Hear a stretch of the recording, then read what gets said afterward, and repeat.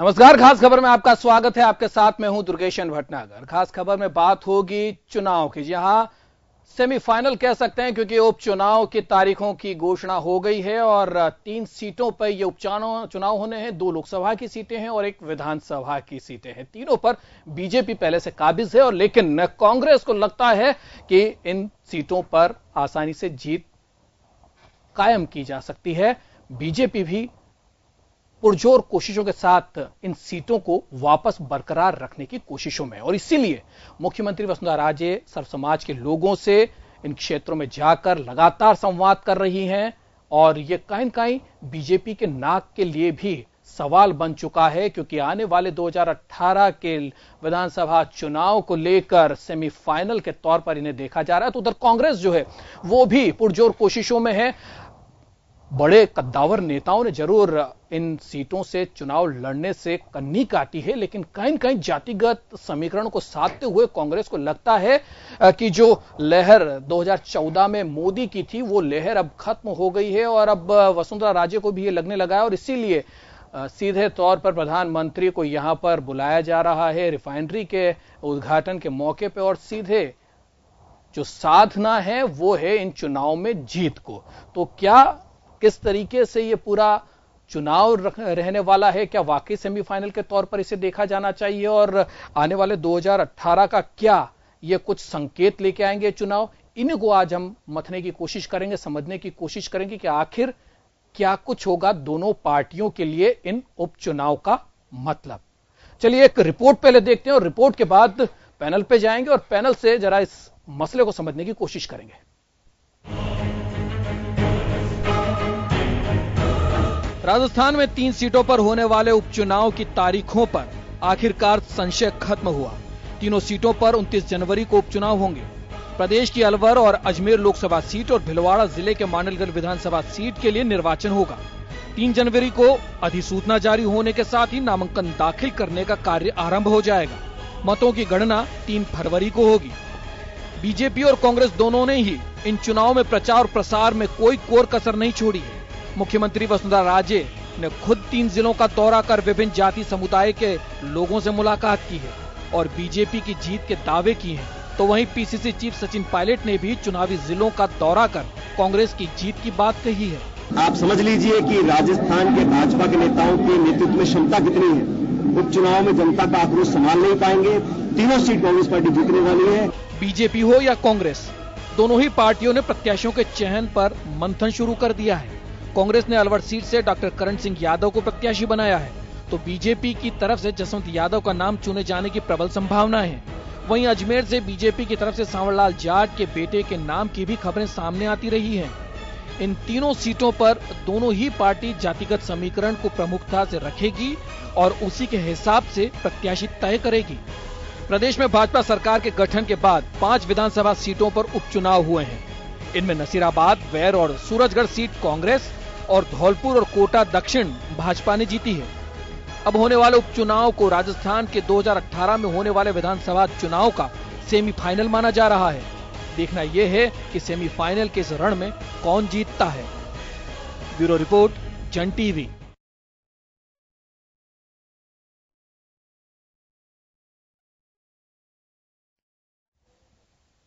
चलिए, तो उपचुनाव की घोषणा हो गई है। तारीख क्या क्या है जरा उसको हम आपको बता दें कि कब ये उपचुनाव होने हैं, मतगणना कब होगी और मतदान कब होगा, क्या कुछ इसका रूपरेखा है। चलिए आपको वो ग्राफिक्स के जरिए हम समझा देते हैं। आपको बता दें, अलवर, अजमेर और मांडलगढ़ में उपचुनाव की तिथियों की घोषणा कर दी गई है। 29 जनवरी को उपचुनाव जो है वो होंगे, यानी कि 29 जनवरी को मतदान होगा। वहीं 3 जनवरी को नोटिफिकेशन जो है वो जारी कर दिया जाएगा। 10 जनवरी को नामांकन की अंतिम तिथि है। नामांकन प्रक्रिया जो है इस दिन अंतिम दिन रहेगा। 11 जनवरी को नामांकन पत्रों की समीक्षा होगी, उनकी जांच होगी। तो वहीं 15 जनवरी तक नाम वापस लेने की तिथि तय की गई है। 15 जनवरी तक नाम लिए जा सकेंगे। वहीं 29 जनवरी को मतदान होगा। 1 फरवरी को मतगणना होगी। 3 फरवरी को पूरी जो निर्वाचन प्रक्रिया है वो पूरी कर ली जाएगी।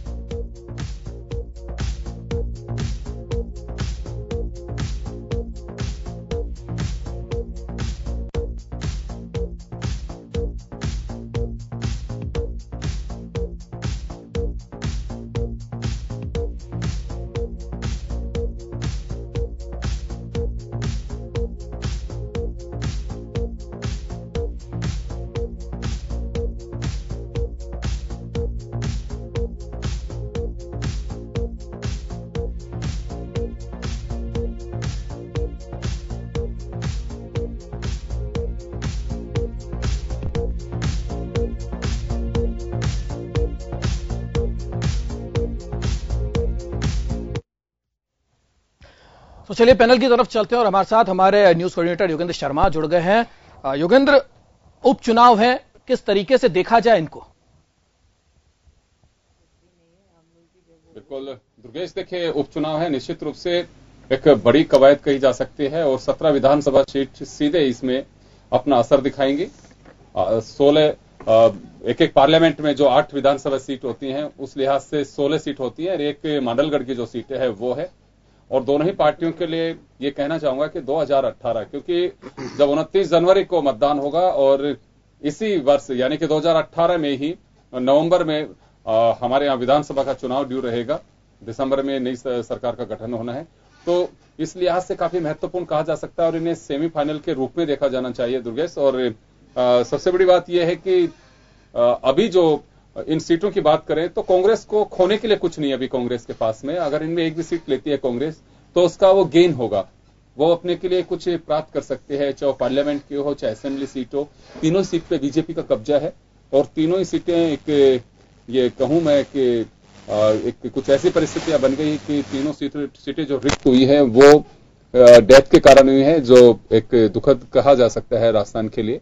तीनों ही नेता दिवंगत हुए, इस वजह से सीटें खाली हुई हैं। चलिए दुर्गेश, हमारे साथ इस वक्त अमित गोयल भाजपा नेता और संगीता गर्ग जी कांग्रेस से जुड़ी हुई हैं।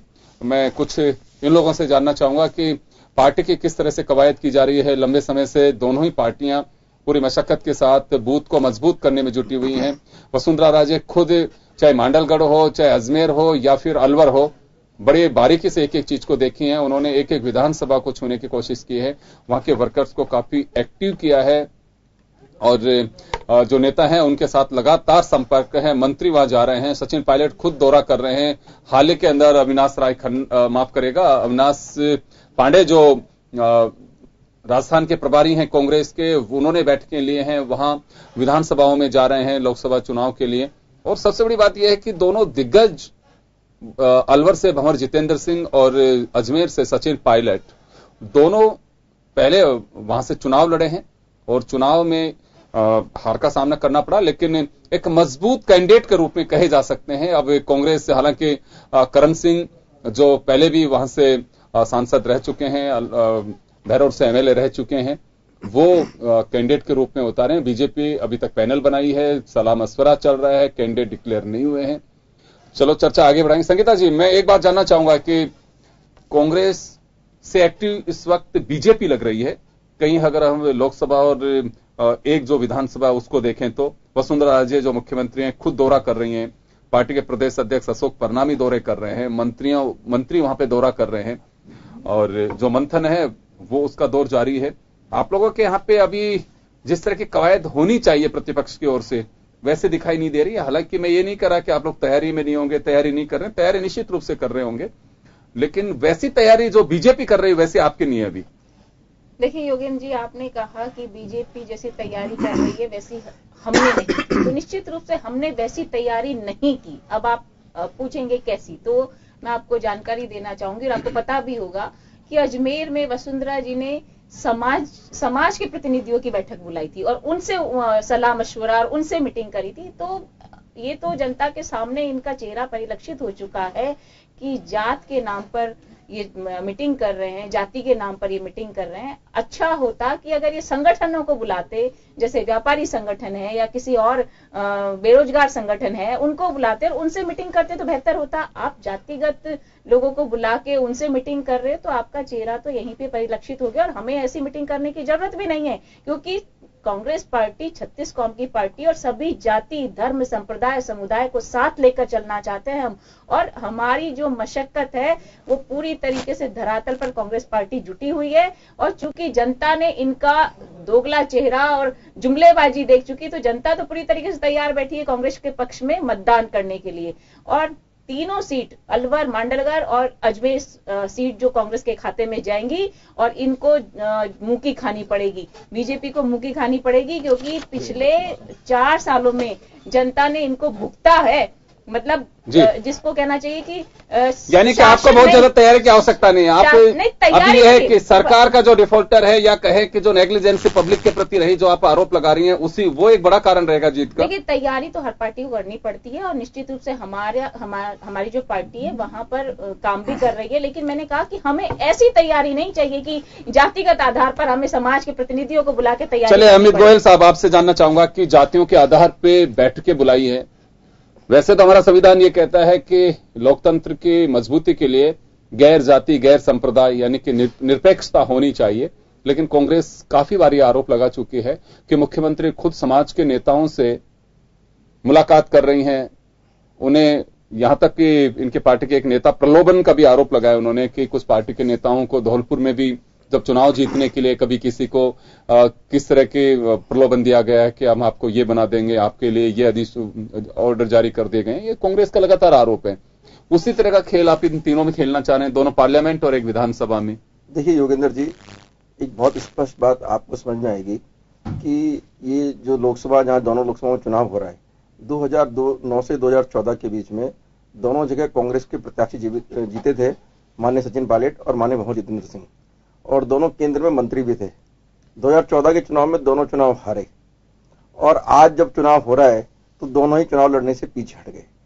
एक स्पष्ट रूप से परिलक्षित हो रहा है कि मानसिक रूप से, मनोवैज्ञानिक रूप से कांग्रेस चुनाव हार चुकी है, पहली बात।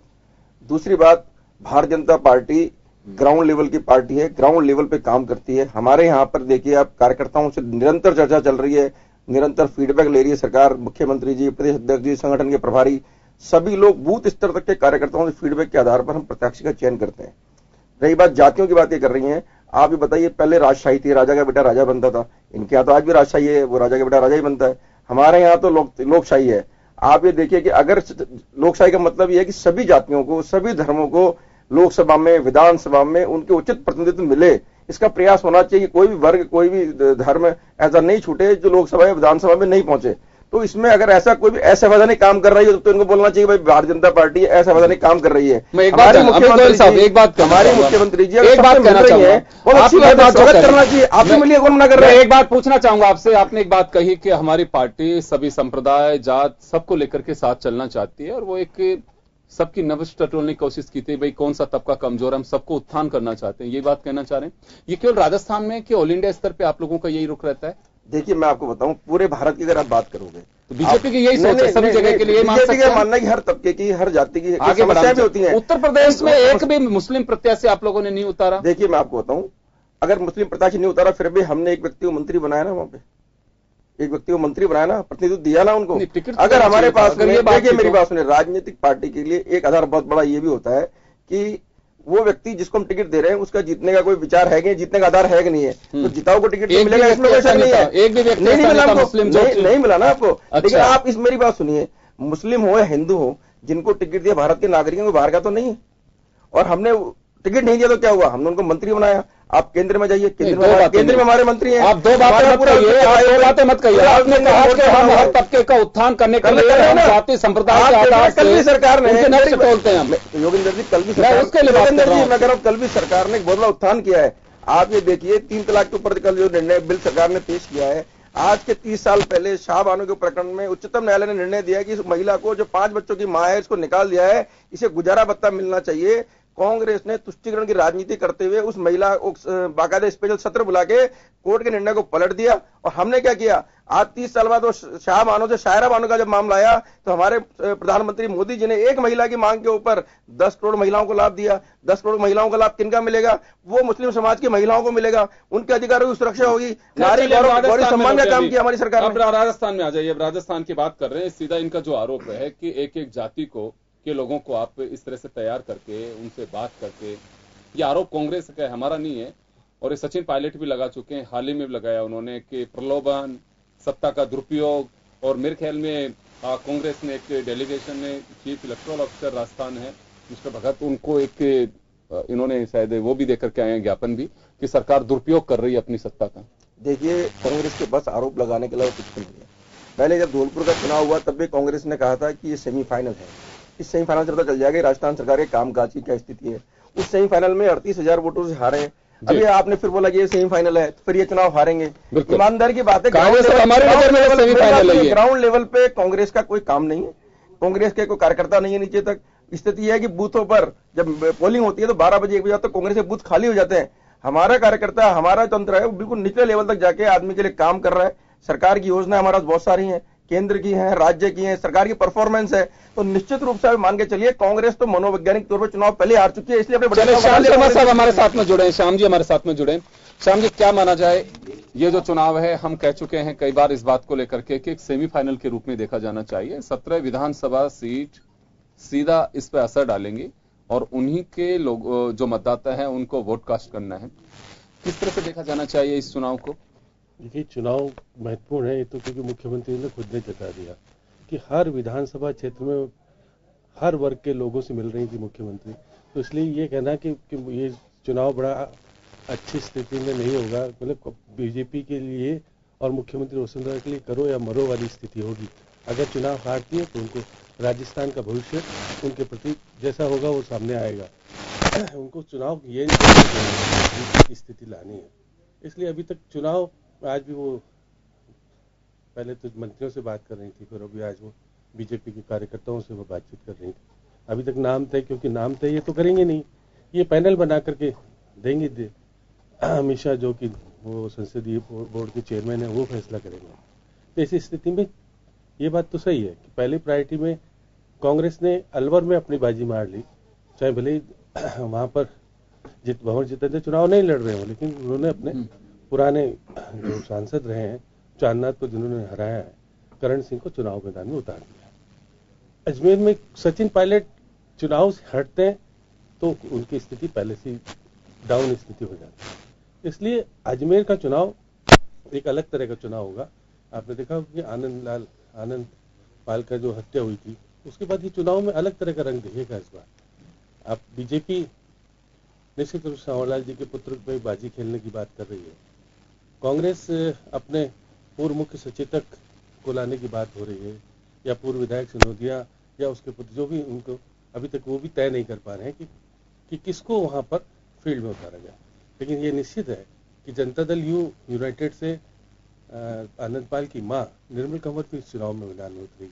हो सकता हो कि जो आपके बेरोजगार संघ के लोग हैं वो भी कोई चुनाव मैदान में उतार दे। तो ये चुनाव राजनीतिक तौर पर अलग अलग चीजों को चुनौती देगा सत्ताधारी पार्टी को, क्योंकि चुनाव में हमेशा वोटों का बंटवारा जब हो जाता है तो जीत हार की स्थिति में डामाडोल स्थिति हो जाती है। आप माडलगढ़ में क्योंकि इनके पास अच्छा उम्मीदवार नहीं है, वो पारिवारिक रूप से उनको उतारना चाहती है कि कीर्ति कुमारी की जो भतीजी है हर्षा सिंह है उसको, या वीपी सिंह के पुत्र हैं उनकी बात हो रही है।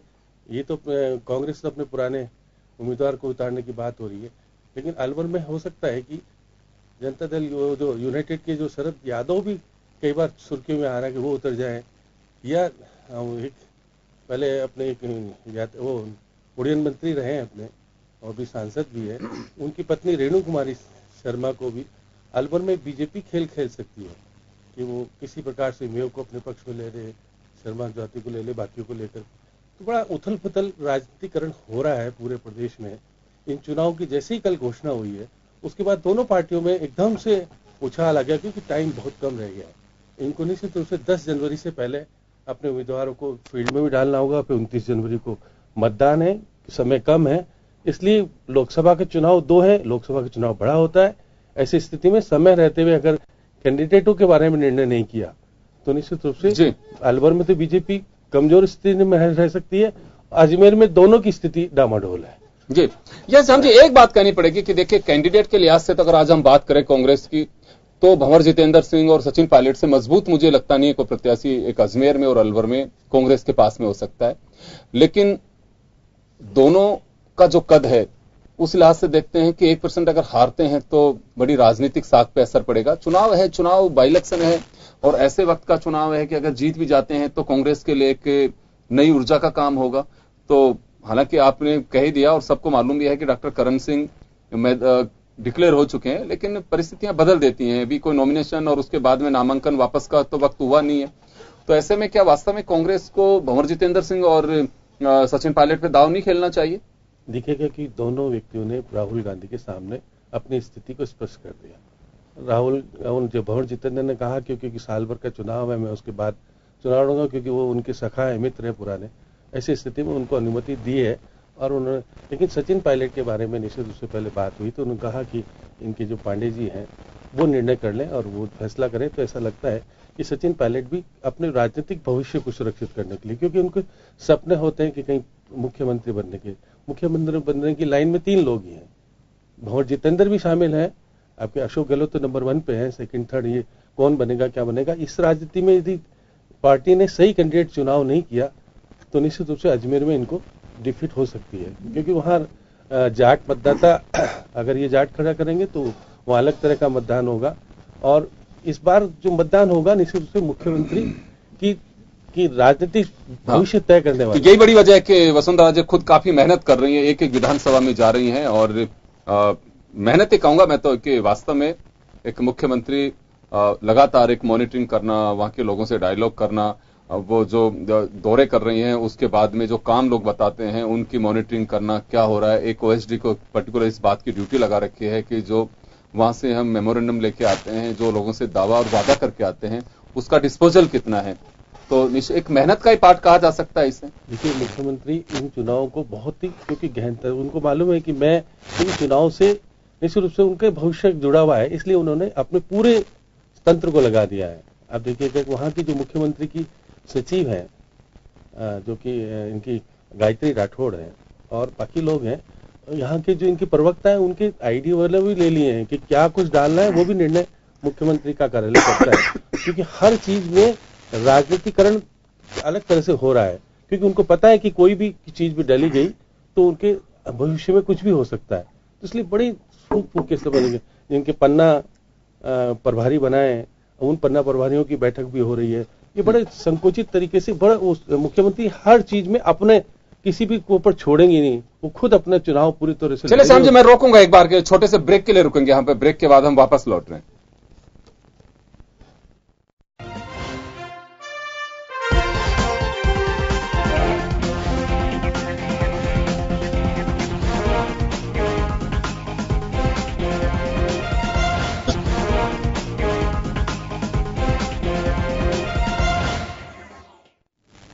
ब्रेक के बाद एक बार फिर आपका स्वागत है। आप देख रहे हैं खास खबर और हम बात कर रहे हैं राजस्थान में होने वाले लोकसभा और विधानसभा के उपचुनाव को लेकर के हम बात कर रहे हैं। संगीता जी, एक बात मैं जानना चाहूंगा, यूं तो देखिए आपकी पार्टी अलाउ कमान को तय करना है, सचिन पायलट साफ संकेत दे चुके हैं, लेकिन ये कि सियासी गलियारों में चर्चा है कि कांग्रेस के पास में मजबूत कैंडिडेट हैं, लेकिन कैंडिडेट मजबूत होने के बावजूद भी पीछे हट रहे हैं कैंडिडेट आपके।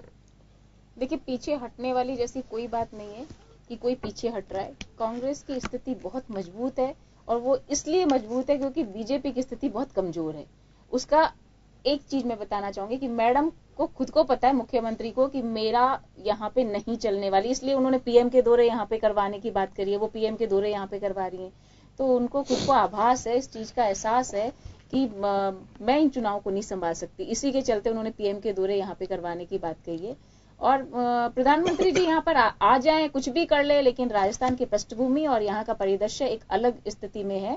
यहाँ पर जनता ने 4 साल बीजेपी को झेला है, यानी उस कुशासन को झेला है। सचिन पायलट को भाग्य आजमाना चाहिए संगीता जी, आप फिर तो आपके नेताओं को भाग्य आजमा लेना चाहिए।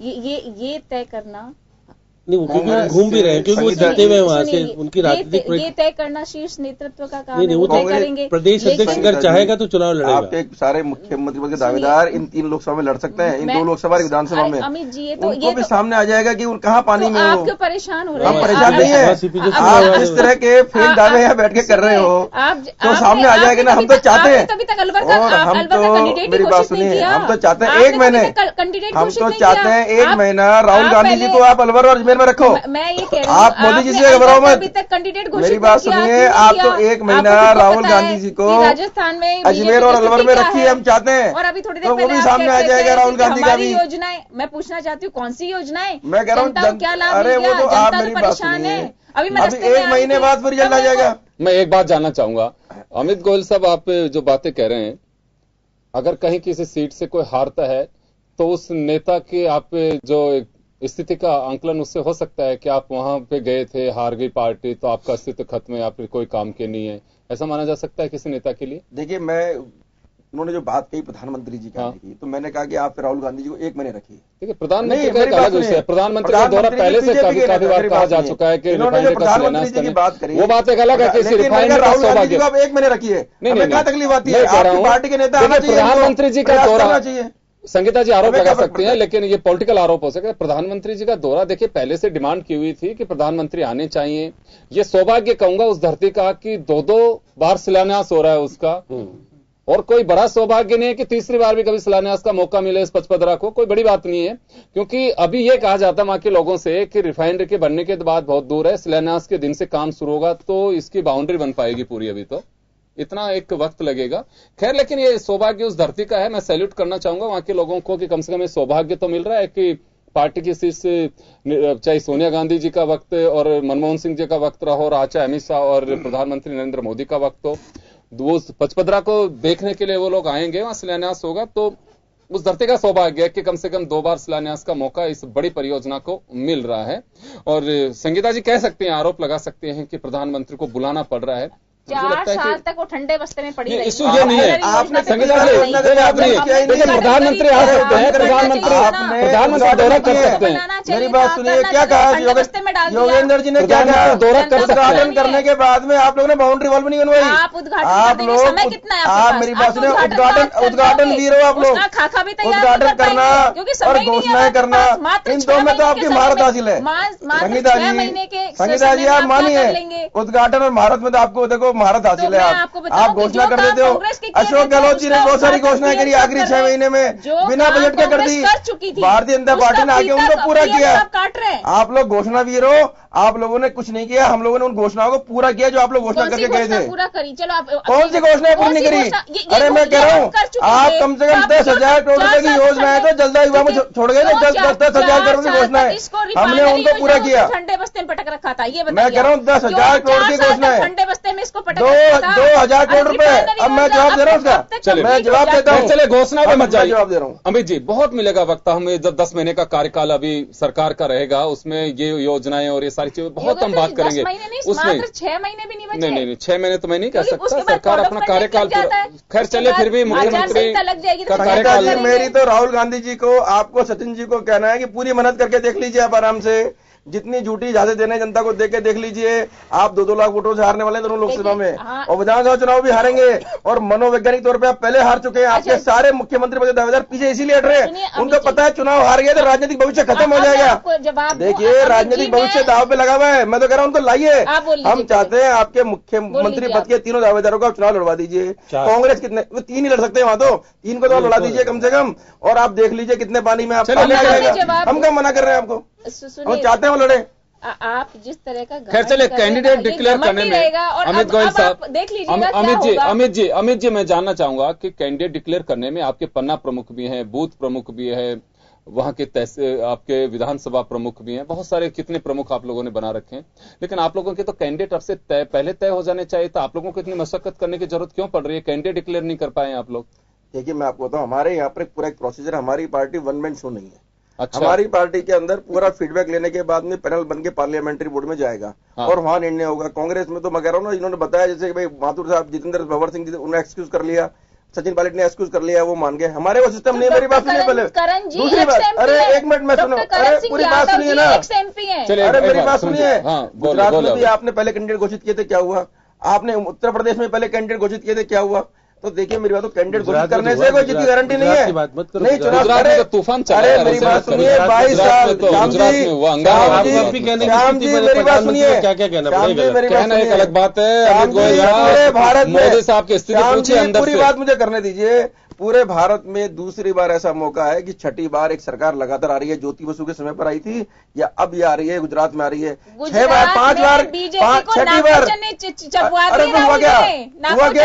एक हिमाचल और चला गया आपका। तो मेरे राजस्थान में कहीं घूम रहे आप लोग, बाहर आ जाइए हिमाचल और उससे गुजरात से। एक हिमाचल और राजस्थान में आइए, राजस्थान के बाई इलेक्शन पे आइए। बाई इलेक्शन मैंने आपसे एक बात पूछी थी, मैंने जो सवाल किया था कि आपकी तो इतनी कवायद है, मुख्यमंत्री जी लगातार मॉनिटरिंग कर रही है, आपके पन्ना प्रमुख कई कितने पता नहीं प्रमुख बना रखे हैं आप लोगों ने। और मैं तो कहता हूं कि आपकी स्ट्रेटेजी निश्चित रूप से रणनीति के लिहाज से, मैंने संगीता गर्ग जी से पहला सवाल ये किया था कि रणनीति में आप काफी आगे चल रहे हैं इस वक्त। चुनाव परिणाम भविष्य के गर्भ में है, कोई कहना जल्दबाजी होगी, कौन जीतेगा कौन नहीं जीतेगा कहना बहुत मुश्किल अभी, क्यों कैंडिडेट ही पूरी तरह से डिक्लेयर नहीं हुए। तो आप लोगों को तो कम से कम कैंडिडेट पहले से आश्वस्त होकर के कर देना चाहिए था कि बिल्कुल हमारा कैंडिडेट ये है कि आम कार्यकर्ता चुनाव लड़ रहा, हम जीतेंगे। आपकी तो इतनी तैयारी थी। देखिए, अभी कोई कैंडिडेट घोषणा करने की डेट अभी टाइम है, पहली बात। दूसरी बात, मैंने कहा हमारा पूरा प्रोसीजर है। तीसरी बात ये मान के चलिए, हमारे यहाँ पर पार्टी चुनाव लड़ती है, वोट जो मरते हैं वो भारतीय जनता पार्टी को पड़ते हैं और 80 से 90% वोट बीजेपी के नाम के पड़ते हैं। 10% वोट हो सकता है कि देखिए, मैं कह रहा हूँ बीजेपी के नाम के पड़ते हैं, 10 से 20% वोट। तो मोदी जी के नाम पे मेरी बात सुनिए, मोदी जी को बीजेपी से लगे क्या? बीजेपी के नेता है ना वो भी तो।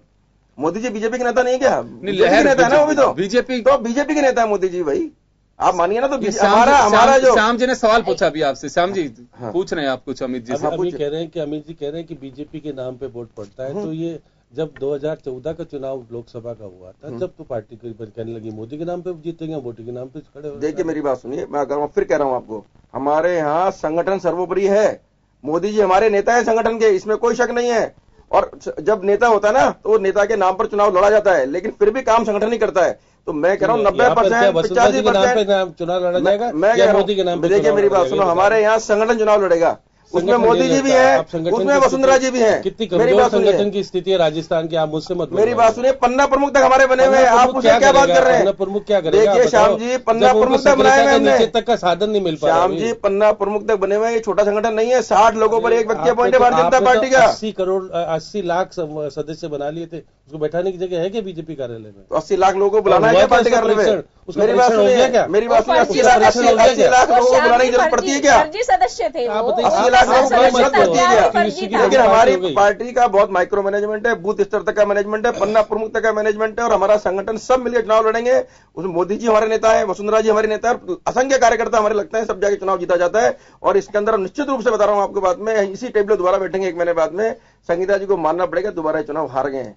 ये सही फाइनल मानते हो ना आप इसको? फिर दोबारा देख लीजिए आप इसको, एक धौलपुर का सेमीफाइनल माना था, एक ये सेमीफाइनल देखना। बिल्कुल बहुत कुछ तय करेगा ये, मैं आपकी बात से सहमत हूं कि ये जो बाई इलेक्शन है बहुत कुछ तय करेगा। कम से कम ये तो तय करने में कामयाब रहेगा कि जनता किस दिशा में जा रही है, किस तरह की जनता को सरकार चाहिए, क्या कर रही है सरकार। अगर वास्तव में बीजेपी अगर लूज करते है तो निश्चित रूप से बीजेपी को उस तह तक जाने की कोशिश करनी होगी कि पन्ना प्रमुख से लेकर, अब तो मुझे लगता है कि अगर ऐसा कुछ हो गया अगर तो मुझे लगा घर प्रमुख भी बनाने पड़ेंगे, फिर तो गली प्रमुख, ये बहुत सारी चीज होगी। लेकिन देखिए रणनीति के लिहाज से मैं कह सकता हूं कि रणनीति बीजेपी वास्तव में एक चुनाव जीतने के लिए जिस तरह से आवश्यकता होती है उस स्ट्रेटेजी के साथ में काम कर रही है। कांग्रेस भी अपने स्तर पे काम कर रही होगी, लेकिन मैंने संगीता जी पहले भी आपसे कहा कि 2 कदम आगे इस वक्त बीजेपी आपसे कही जा सकती है रणनीति के मामले में, चुनावी तैयारी के मामले में। वो आपके यहाँ पर अभी अभाव दिख रहा है। वो हो सकता है कि इंटरनली किस तरह से आप लोग मैनेज कर रहे हैं, लेकिन ये कोई मतलब वो नहीं जो दिखाई दे रहा है, वो बीजेपी आज तैयारी के लिहाज से 2 कदम आगे। देखिए योगेंद्र जी, जैसा अमित जी ऐसे बोल रहे थे कि 2014 के चुनाव में क्या हुआ, तो 2014 के चुनाव में लोगों ने ऐसे कहा कि मोदी नाम की आंधी आई थी, तो आंधी सुनामी समझ ले, आंधी समझ ले आई थी। अब आप मुझे बताइए, सुनामी या आंधी जब आती है तो तबाही के अलावा कुछ देती है क्या? तो वो जो तबाही मची, उस तबाही का मंजर सुनिए, अमित जी आपके पास सुनिए, और कांग्रेस वो सुनामी कांग्रेस की लिए आई है। 19 राज्यों में सरकार नहीं है आपकी, सुनिए, जब आंधी और बाकी बचे कुछ में निकल जाएगी तो तबाही का मंजर। अरे मैं कह रहा हूँ तबाही कांग्रेस के लिए है, तबाही को देखा आपका केंद्र में नेता प्रतिपक्ष में नहीं है। जनता, अरे संगीता जी, आप पहली बार 40 सीटों पर हो, कांग्रेस भारत से लेके अब तक 40 सीटें। एक बार अमित जी आपके पास में, आप बोलिए। मैंने आपको बताया कि लोगों ने कहा कि मोदी नाम की सुनामी और आंधी आई थी। अब एक चीज बताइए कि आंधी आए या सुनामी आए तो कहीं कुछ अच्छा होता है क्या? तबाही मचती है। उस तबाही का मंजर जनता ने देखा और उसको भुगता। तो अब जनता तबाही नहीं चाहती, खुशहाली चाहती है, बदहाली नहीं चाहती, खुशहाली चाहती। इसी को देखते हुए राजस्थान की जनता कांग्रेस के पक्ष में मतदान करेगी, पहली बात। दूसरी बात, जो बरसात आनी चाहिए बस, केवल है ना, वोट की बारिश रहती होती रहे। बिल्कुल, और कांग्रेस के सुनामी तूफान आंधियां नहीं चलनी चाहिए। किस जनता अच्छा ये बता दीजिए, बारिश बादल वाली और गर्जने वाली हो कि हल्की फुल्की बरसात से काम चलाएंगे? राहुल जी को एक सलाह भी दे दो कि राजस्थान का नेतृत्व किसी अच्छे व्यक्ति को दे दो, जिससे कि वो जो गुजरात सुनामी वो करके कंट्रोल किया था वो कर ले। ये स्थिति अभी अच्छी नहीं, अंदर से तो। श्याम जी, मैं आपकी बात का जवाब देती हूँ। अजमेर का जो विकास था वो माननीय सचिन पायलट के नेतृत्व में पहले हुआ, और उसको भी बाद में हार गए। मैंने तो कहा ना, बाद में तो आंधी आ गई भाई, आंधी में तो सब उड़ गए, लेकिन उड़ गए, वो उड़ गए। अब लेकिन मैंने कहा, लेकिन इस बार जनता वो तबाही नहीं चाहती, इसी को चलिए एक बात संगीता जी एक बात मैं कहना चाहूंगा, संगीता जी एक बात कहना चाहूंगा कि देखिए आप स्क्रीन पे भी देख रहे होंगे कि ये जो गैप था सहज गैप नहीं था।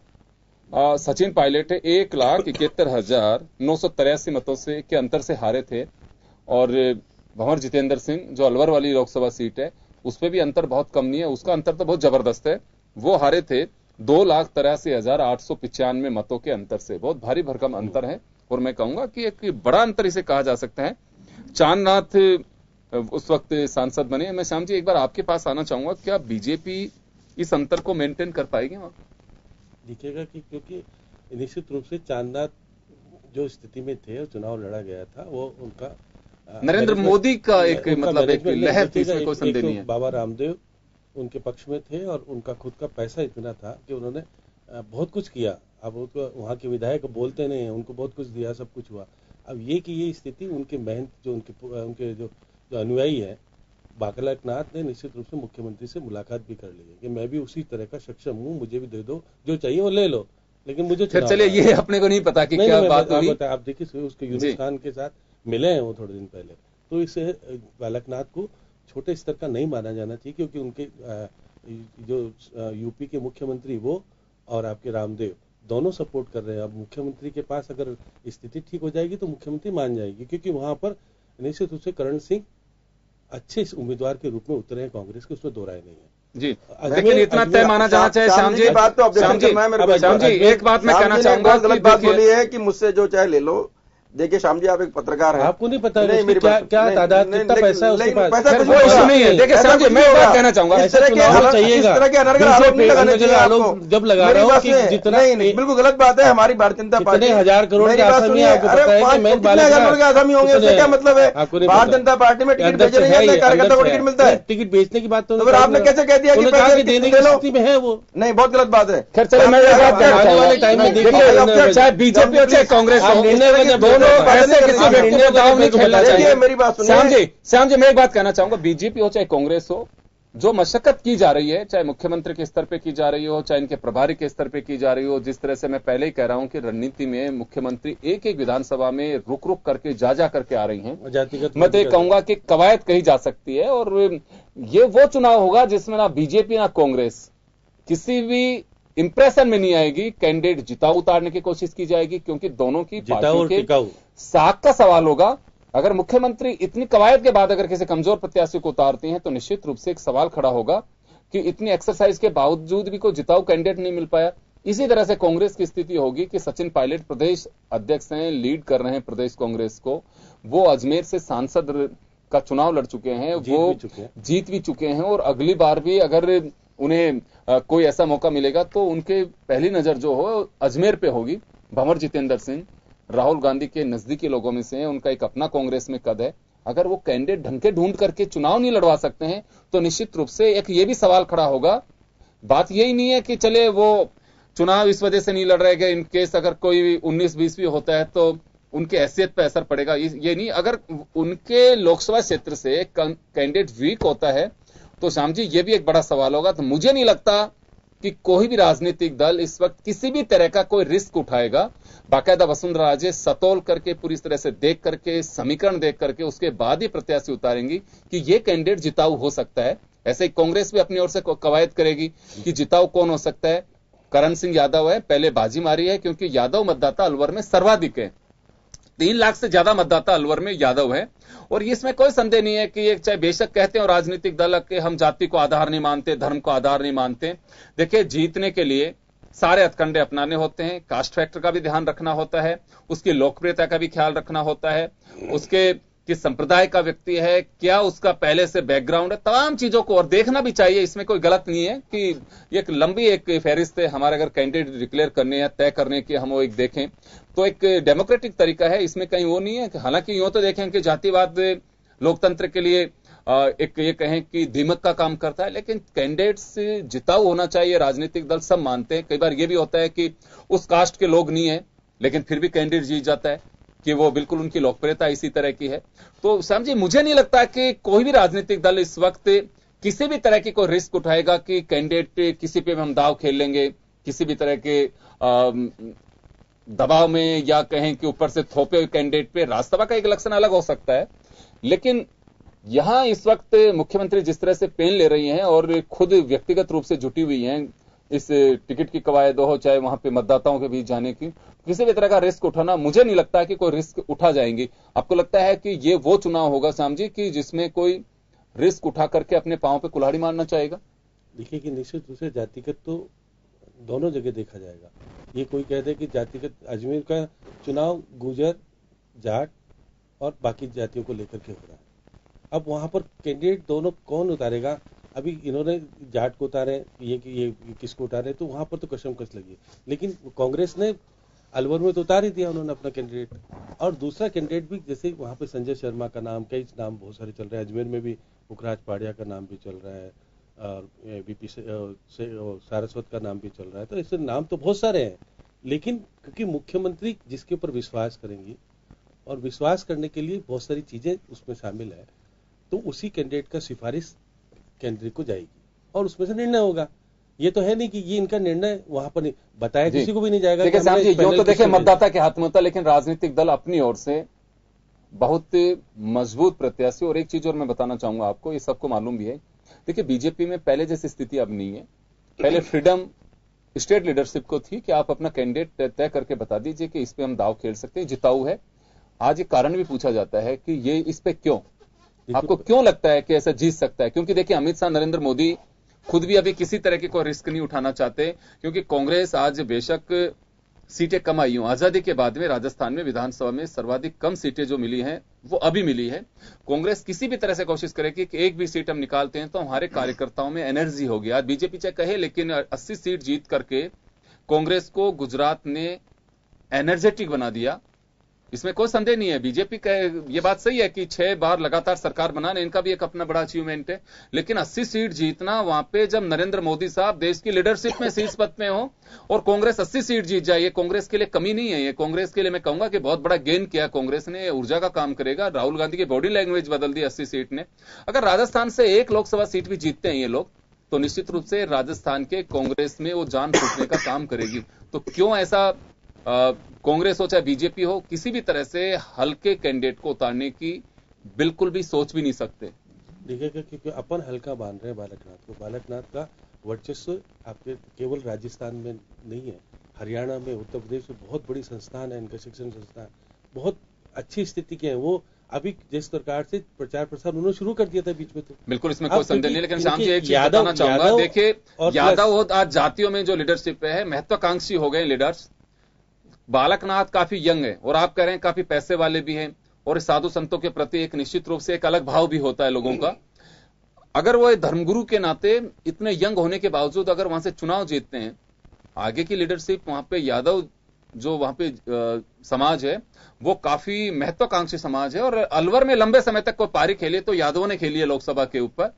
तो ये बालकनाथ को इतनी जल्दी वहां के यादव गले उतार पाएंगे ये भी बहुत मुश्किल होगा, क्योंकि करण सिंह यादव वहां सांसद रह चुके हैं पहले। इतना सहज नहीं होगा बालकनाथ के लिए भी अगर कैंडिडेट उन्हें उतारते हैं तो। देखिएगा चुनाव तो मुख्यमंत्री लड़ेगी, बालकनाथ तो कैंडिडेट होगा बीजेपी का।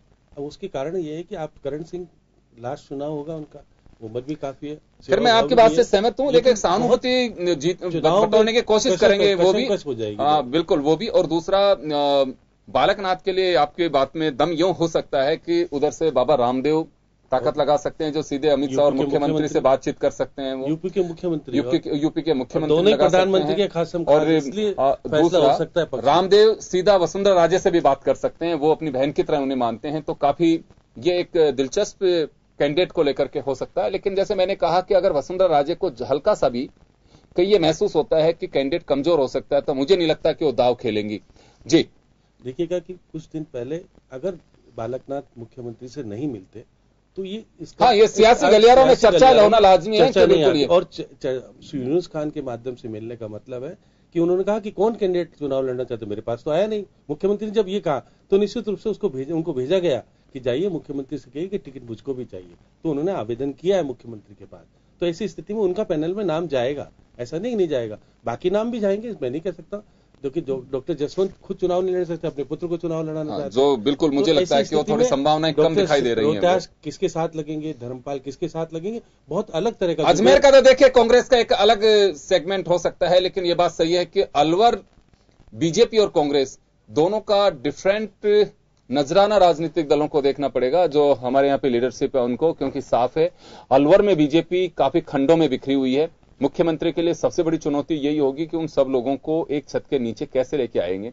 अगर जसवंत यादव चुनाव लड़ते हैं, अब से पहले का जो रिकॉर्ड रहा है, डॉक्टर रोहतास कुमार और धर्मपाल चौधरी खुलकर के उनका विरोध किया है उन्होंने। इसी तरह से जब भी हाल ही के जब जिला प्रमुख का चुनाव था तो रोहतास अपना कैंडिडेट लेकर के गए थे। जसवंत यादव ने पर्दे के पीछे से एक मेजोरिटी में होने के बावजूद भी जिला प्रमुख का चुनाव बीजेपी ने लूज किया, जबकि ये कहा जाता है कि मुख्यमंत्री का स्वयं का भी आशीर्वाद उस कैंडिडेट को प्राप्त था, लेकिन नहीं जीत पाए। तो कुछ चीजें ऐसी होंगी कि अलवर थोड़ा सा टिपिकल होगा बीजेपी के लिए, चाहे पन्ना प्रमुख बने, चाहे बूथ प्रमुख बने, कितने भी प्रमुख बने, वहां लोकल जो लीडरशिप है वो सहज नहीं है। वो थोड़ी समझने वाली बात मुख्यमंत्री के लिए होगी। हालांकि उनकी अपनी इंटेलिजेंस है, खुद इंटेलिजेंट है, वो एक एक चीज को देख रही होंगी, लेकिन मैं इतना ही कह सकता हूं कि अलवर सहज नहीं होगा। आप दोनों से एक एक सवाल और करना चाहूंगा मैं कि चले चुनाव की डेट तो मुकर्रर हो गई है, आप लोगों के संगीता जी पार्टी स्तर की अगर बात करें तो चुनाव के लिए किस तरह की तैयारी है? अब ये कि हम फाइनल इस स्टेज पे हैं और बिल्कुल कैंडिडेट कोई भी हो, हम किस तरह की तैयारी के साथ में हैं वहां पे? अभी देखिए पार्टी स्तर पर हमारे यहाँ तीनों जगह बूथ स्तर तक लोगों को लगा दिया गया है और हर कार्यकर्ता, पदाधिकारी और संगठन हमारा पूरा बूथ स्तर तक काम कर रहा है। और अजमेर की मैं बात करूं तो एक चीज मैं आपको याद दिलाना चाह रही थी कि अजमेर की आप बार बार बात कर रहे हैं, लेकिन अजमेर की जनता ने पिछले 4 सालों से अजमेर की जनता को कुछ नहीं मिला।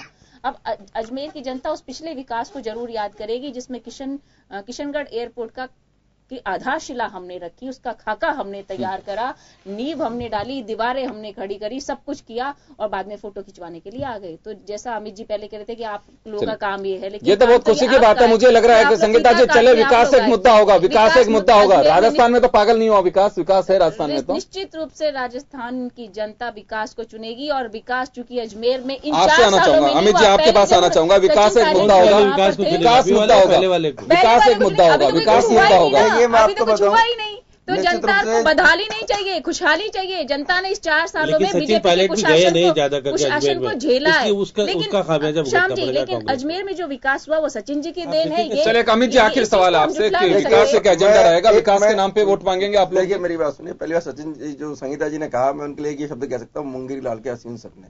चुनाव निश्चित रूप से विकास के मुद्दे पर होगा, विकास के साथ साथ और भी बहुत मुद्दे चुनाव में होते हैं। जो मुद्दा सामने आता है उन मुद्दे की और बात होती है। आपने 4 साल में अजमेर को क्या दिया? मेरी बात सुनिए, आपने 4 साल चलिए समय कम है बहुत। अभी तो जनता बताएगी, अभी तो इलेक्शन डिक्लेयर हुआ है, अभी तो इलेक्शन डिक्लेयर हुआ है, डिक्लेयर होंगे जब हम दोबारा बहस करेंगे। कामों की अरे आप अजमेर जाइए, आप अजमेर जाइए, जनता को भी चाहिए। रोकना चाहूंगा, मैं रोकना बताइए, आपको आप दोनों को रोकना चाहूंगा। संगीता जी जनता बताइए, 1 महीने बाद में। चलिए मैं रोकना चाहूंगा आप लोगों को। खास खबर में, अब जाके झूठी खास खबर में समय पूरा हो चुका है। चलिए खास खबर में समय पूरा हो चुका है। ये इलेक्शन डिक्लेयर हुए हैं, अभी तो बाई इलेक्शन डेट अनाउंस हुई है उसकी। अभी तो बहुत सारी चीजें होंगी, कैंडिडेट डिक्लेयर होंगे, किस आधार क्या रहेगा, लेकिन हम तो आप लोगों से यही कहना चाहेंगे दोनों से ही कि कुछ भी हो, कम से कम शब्दों के बानों पे मत जाइएगा और शब्द कौन क्या बोल रहा है उसको अपने भाषण का आधार मत बनाइए। विकास का एजेंडा रखे और उसी विकास पे भरोसा रखे कि हमने कर्म किया है, हमने काम किया, उसमें हमें भरोसा है, हम उसी की बदौलत जीतेंगे। जनता भी यही चाहती है कि विकास ही मुद्दा होना चाहिए। या ना विकास को विमंदित करिए, ना विकास को पागल करिए, विकास को विकास रहने दीजिए और विकास को खड़ा रहने दीजिए। वही आप लोगों का मुद्दा होगा और मुझे लगता है कि जनता उस पर बहुत अच्छे से विचार करेगी। बहुत बहुत शुक्रिया आप सभी का और खास खबर में बस इतना ही। दीजिए इजाजत, नमस्कार।